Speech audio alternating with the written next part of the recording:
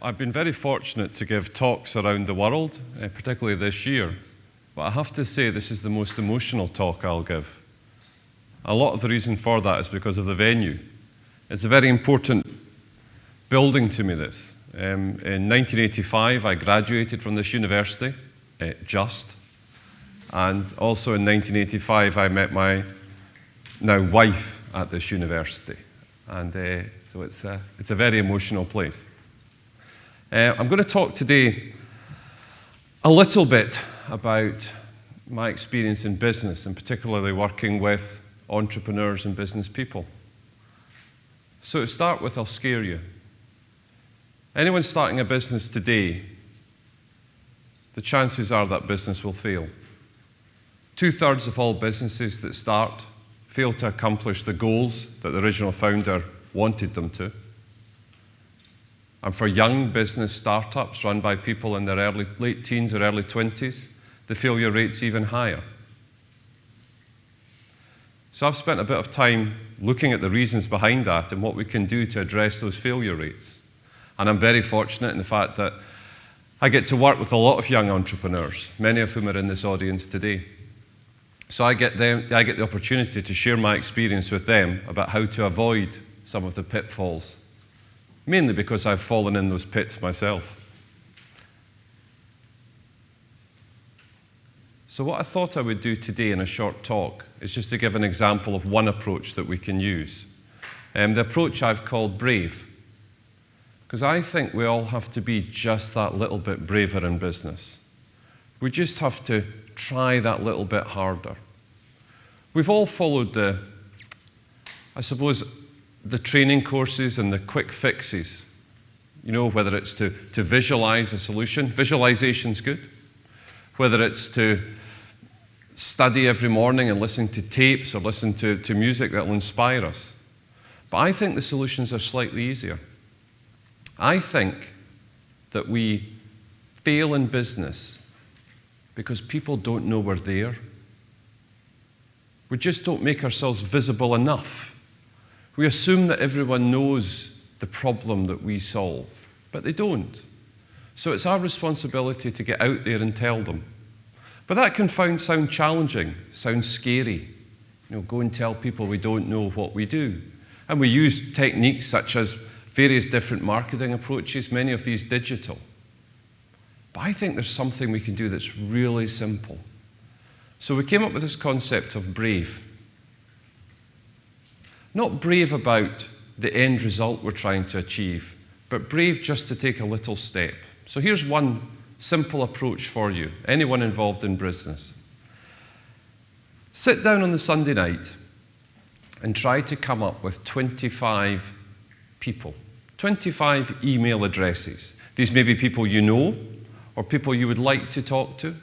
These may be people running large organizations. All you need is 25 email addresses. Then what we're going to do is we're going to write to them a very simple email. So the simple email will say, "Hi,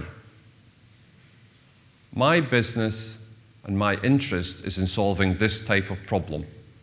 Doesn't matter what the problem is. Whatever your business solves, talk about that problem. Simply write to the person, document it in a letter or an email, and say, "This is the problem that I solve. I would love the opportunity to meet with you to get your thoughts on my business." So this is an email about asking for help, not an email about trying to sell someone something. Then on Monday morning, choose the first 5 email addresses on that list and send the emails. That's all you have to do on Monday. Don't worry about the result, just send the emails and then get on with your normal Monday. On Tuesday morning, send the next 5 emails. But also on Tuesday morning, you get to do the very exciting bit. You get to phone up the first 5 people that you wrote to on the Monday and ask them if they received the email. Again, you're not selling anyone anything. You're simply going to phone up and say, "Hi, did you receive the email I sent?" If you get through to the person, they're quite likely to say, "Yes." So your follow-on question is simply the same one you said in the email. Could we meet? Now at this point, the person may say, yes or no, or maybe you don't want to meet with me, you want to meet with someone else within my organization. But they'll say, why do you want to meet? And what you say to them is, you'd like to ask them for help. You'd like to ask them to help you and your business. And if you could have 5 minutes of their time to get their opinion, you'd really value that. And do you know what?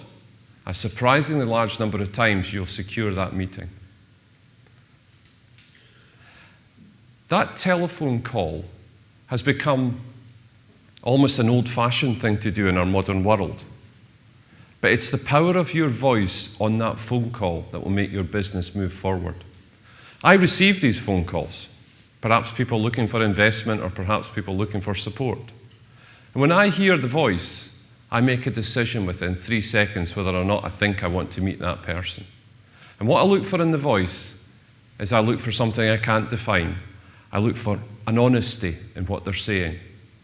I look for a passion in their business. And then when I meet them, do you know what? I really want to help them. But to be brave, we do have to do the research, we do have to take action and send the emails, and we do have to use our voice on those phone calls. But we also have to deal with our emotions. We don't talk a lot about emotions in business. We don't talk a lot about how, as my friend Debbie will tell me, the little voice we have inside us, the little voice that says, no, you can't do that, that won't work. No, Russell, if you wear those shoes, everyone will look at them and laugh. But that little voice is just what it is. It's just a little voice. So in this approach, you've just got to forget about that little voice. Don't worry about winning. Don't worry about securing a new contract. Just give it a try. So that's an approach for you, an approach to be brave. Believe you can do it. I've seen it happen. I've seen people transform businesses. I've seen a young man of 19, Bruce Walker, who I work with, go from a concept, an idea, to securing meetings right across Silicon Valley with some of the biggest companies. He did that by following this technique. He sent the emails. People ask me, how do I get into a large corporation? Can you make an introduction, Russell? Can you tell me someone I should speak to? Yes, write to the chief exec. Write to the chief executive of the company with this idea about, I've got a business, I'd like to ask you for help. What have you got to lose? Chances are your email won't be ignored. It'll be passed down to someone else senior in the organization. I've worked in large corporations. If the chief exec of a multi-billion-dollar organization's PA sends me an email and says, you should meet with this person, Russell, I'm probably going to meet with them. Research is critical. The single biggest failure for businesses is that they don't perform enough research. You haven't proved there is actually a market there. You haven't understood how to reach the market. You haven't understood the problems the market wants fixed. Do the research. Get the universities to help you. Get everyone to help you. And take action. Send those 5 emails. It is just as simple as that. I see this happening again and again and again. Success through this simple approach. Use your voice. Make a phone call. And just accept we are all emotional human beings. We will doubt ourselves. But it's just 5 minutes a day to make 5 phone calls. Thank you very much.